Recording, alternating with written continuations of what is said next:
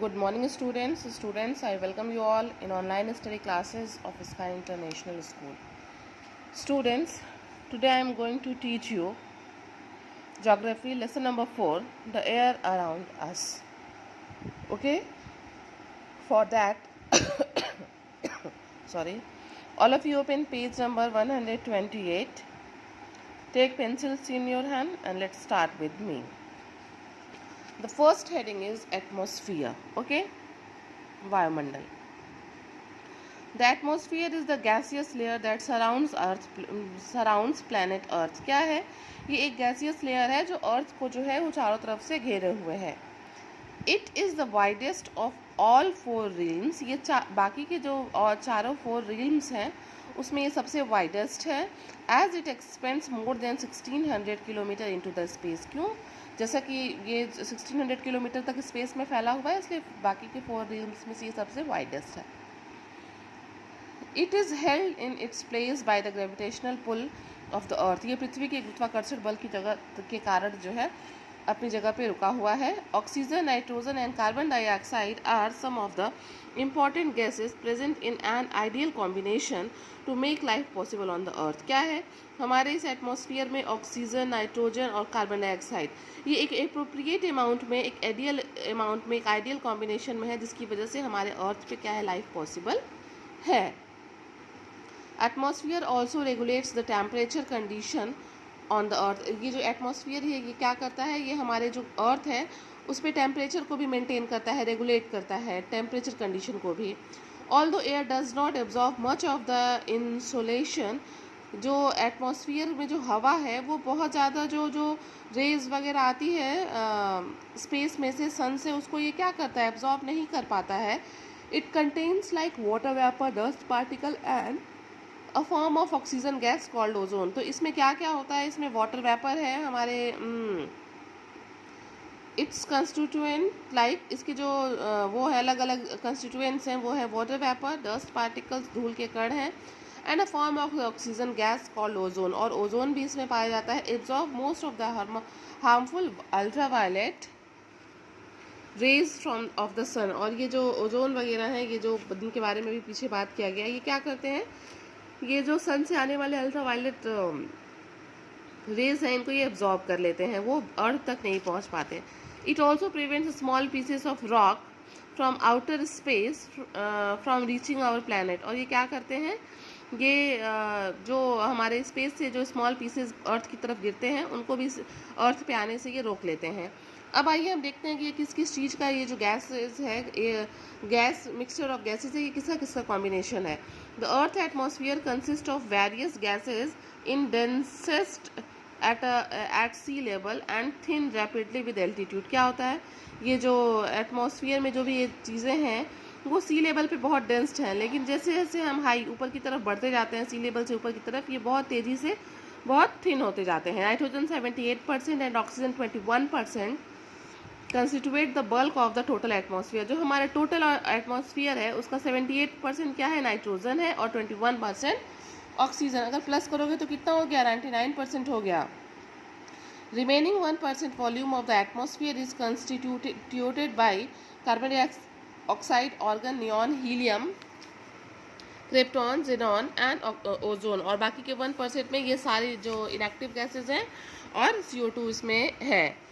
Nitrogen expands to a height of about 125 kilometre above the earth. ये nitrogen क्या है, पृथ्वी से 125 किलोमीटर की दूरी तक ये फैला हुआ है. It has no colour, order, taste and avoid quick burning. इस जो नाइट्रोजन है इसमें कोई कलर नहीं होता, कोई महक नहीं होता, कोई टेस्ट नहीं होता, और ये बहुत क्विक बर्निंग को भी अवॉइड करता है. Air also contains about 1% to 4% of water vapour.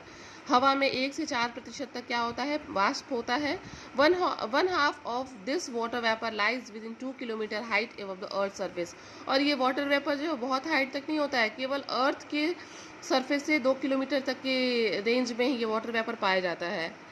The lowest layer of the atmosphere has dust particles, smoke, soot, ash, pollen and sea salt suspended in it. और जो एयर के पास वाला जो layer है एटमॉस्फेयर का, जिसको हम ट्रोपोस्फेयर कहते हैं, इसमें जो है ये सारे dust particle, smoke, ashes, sea salts, ये सब जो है पाए जाते हैं। Nearly 99% gases in the atmosphere are concentrated in the lower 32 kilometre. समझ में आ रहा है ना? अर्थ सरफेस से 32 किलोमीटर के बीच में ये जो लगभग 99% गैसेज हैं पाई जाती हैं, ठीक है, एटमॉस्फेयर में। आइए आगे बढ़ते हैं।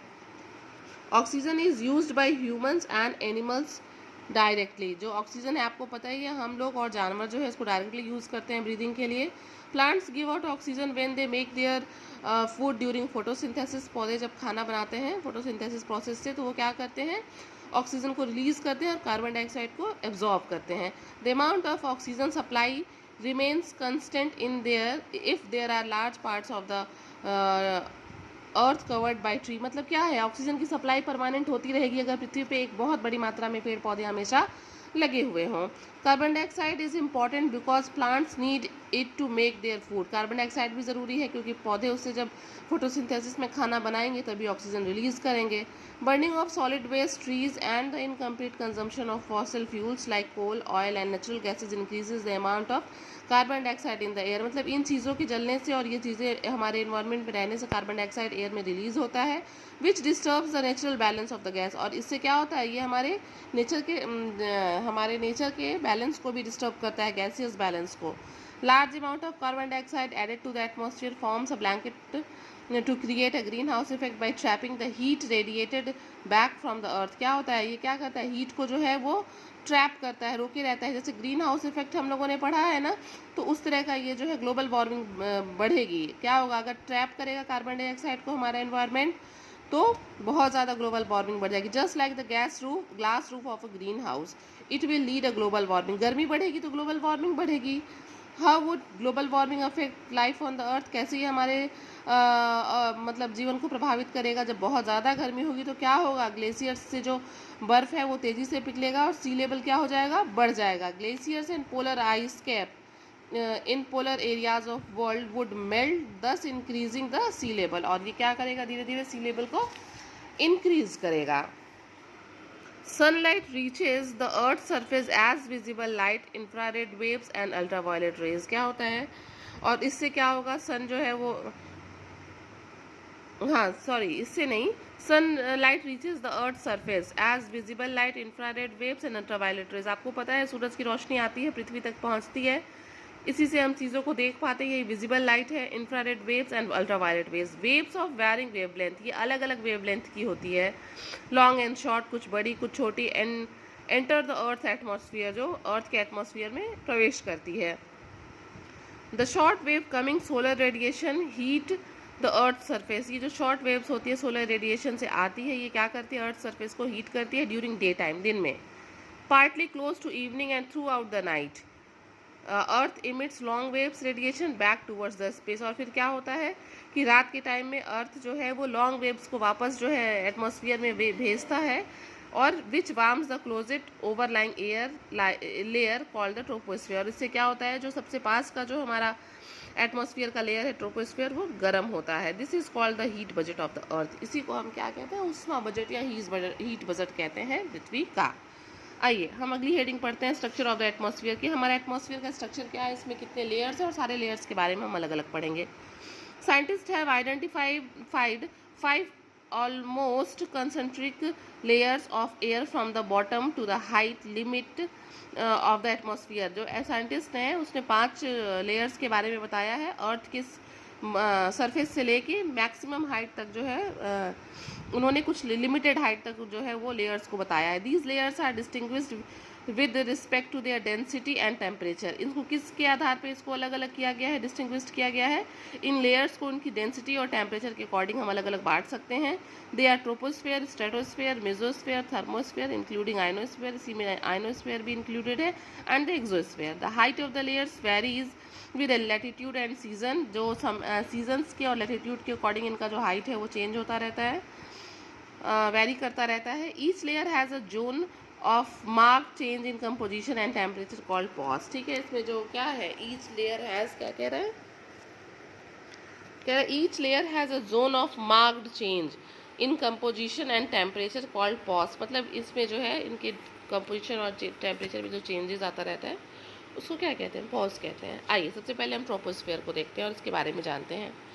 This layer of the atmosphere is closed to the earth surface, ये बिल्कुल अर्थ के पास का जो लेयर है। It extend to a height of 8 kilometre above the poles and 18 kilometre above the equator. इसकी जो दूरी है वो पोल्स पे से 8 किलोमीटर है और इक्वेटर से 18 किलोमीटर है। Its extent over the equator is more because intense heating at the equator expands the air. Equator से ज़्यादा क्यों है दूरी? क्योंकि इक्वेटर पे जो है एकदम सन रेज जो है वो वर्टिकल होती है, और जब गर्मी ज़्यादा होती है तो वहाँ की एयर क्या करती है, एक्सपेंड कर जाती है।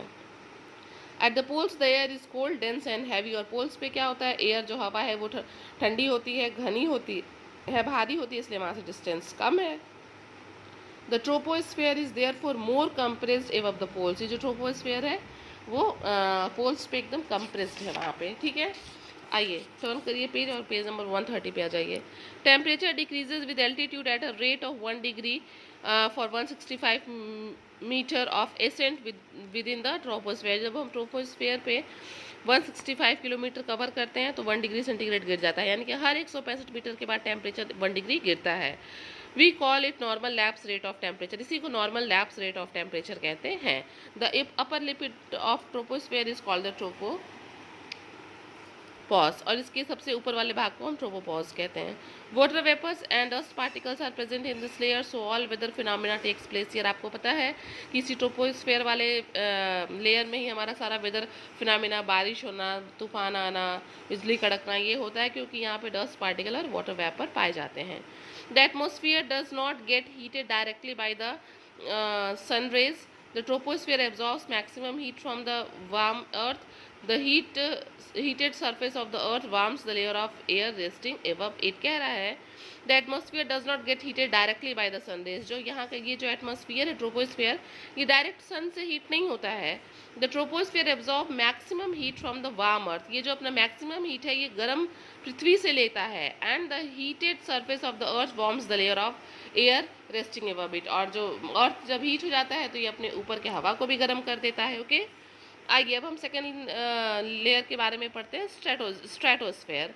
The stratosphere extend to a height of 50 kilometre from the surface of the earth. ये अर्थ के सरफेस से 50 किलोमीटर तक फैला हुआ है। It lies above the troposphere, ये ट्रोपोस्फेयर के ठीक ऊपर वाला लेयर है।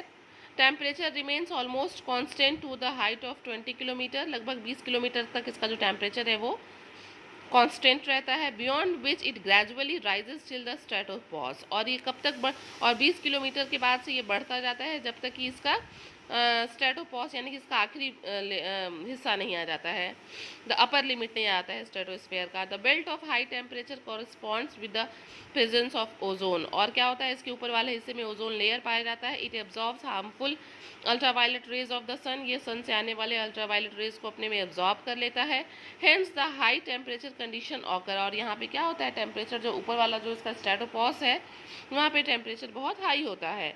As the stratosphere is free from cloud, thunder and lightning, the atmospheric conditions are ideal for large jet planes to fly. Most of planes just fly above the tropopause to avoid weather disturbance present in the troposphere. क्या है, चूँकि यहाँ पे कोई weather phenomena नहीं है, कोई भी यहाँ पे मतलब बारिश वारिश बिजली नहीं कटकती है, इसलिए आज जहाज जेट्स के लिए, जहाज उड़ने के लिए ये सबसे सुटेबल है। और मोस्टली जो प्लेन्स उड़ते हैं वो ट्रोपोपॉज में उड़ते हैं, ठीक है, ताकि जो वेदर वो होता है उससे ना उसको कोई इफेक्ट पड़े ना प्लेन से जो है वेदर को पड़े, दोनों को एक दूसरे से कोई इफेक्ट ना पड़े।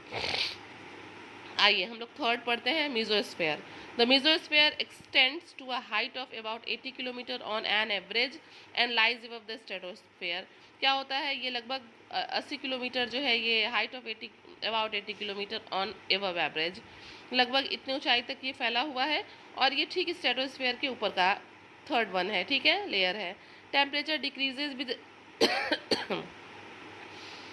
Height in this layer and falls to -100 degree centigrade. लगभग यहाँ पे ऊपर जाने पे क्या होता है, टेम्परेचर यहाँ गिरता है, ये सबसे कोल्डेस्ट लेयर होता है बेटा, making it the coldest layer, इसीलिए -100 डिग्री तक टेम्परेचर गिर जाता है, इसलिए इसको हम कोल्डेस्ट लेयर भी कहते हैं। The upper limit of the mesosphere is a mesopause, mesosphere के अपर लिमिट को हम पॉज कहते हैं। जैसे ट्रोपोस्फीयर के अपर लिमिट को ट्रोपोपॉज, स्ट्रेटो के स्ट्रेटोपॉज, इसी तरह मेसोस्फीयर के मेसोपॉज कहते हैं। The mesosphere has high clouds that shines at night. They are formed due to the presence of cosmic dust. ये बहुत जो है ये रात में चमकता भी है क्योंकि यहाँ पे कॉस्मिक डस्ट प्रेजेंट होते हैं, इसलिए बहुत शाइन करता है। ठीक है, देखिए meteors burns in this layer due to air resistance and friction in the presence of some oxygen. समझ में आ रहा है, फ्रिक्शन की वजह से जो है यहाँ पे क्या होता है, मेट्योर्स बर्न कर जाते हैं। Most of these rocks from space turn to dust और burn from before reaching the earth surface. जब भी कोई मेट्योर्स या कोई भी डस्ट क्या कहते हैं उसको, रॉक्स वगैरह स्पेस से नीचे की तरफ आता है तो वो फ्रिक्शन की वजह से अर्थ पे आने के पहले ही बर्न हो जाता है, अर्थ तक नहीं पहुंच पाता है। आइए अब हम पहुंचते हैं थर्मोस्फेयर पे, जो फोर्थ लेयर है। The layer extends from 80 kilometre to 500 kilometre and lies above the mesosphere. ये 80 से 500 किलोमीटर के बीच में एक्सटेंड करता है और ये ठीक मेसोस्फेयर के ऊपर वाला हिस्सा है। It corresponds closely with the ionosphere as its lower part has electric charged particles called iono-radio waves transmitted from the earth are reflected back to earth by this layer. This facilitates long distance wireless and satellite communication। क्या है बेटा, देखिए जो thermosphere है ना, एक तो ये 80 से 500 किलोमीटर के में एक्सटेंड है, ठीक है, और यहाँ पे क्या होता है, यहाँ पे इसमें ही इसके जो नीचे वाले पार्ट है उसमें जो आयंस पाए जाते हैं, इसलिए हम इसको क्या कहते हैं, आयनोस्फेयर भी कहा जाता है थर्मोस्फेयर को। और इसी में जितनी भी सैटेलाइट एक्टिविटीज़ होती है, जिसमें भी ये रेडियोज़ हमारे चलते हैं, फ़ोन के जो सैटेलाइट्स वगैरह, वो सब इसी में होता है क्योंकि यहाँ पे आयंस पाए जाते हैं।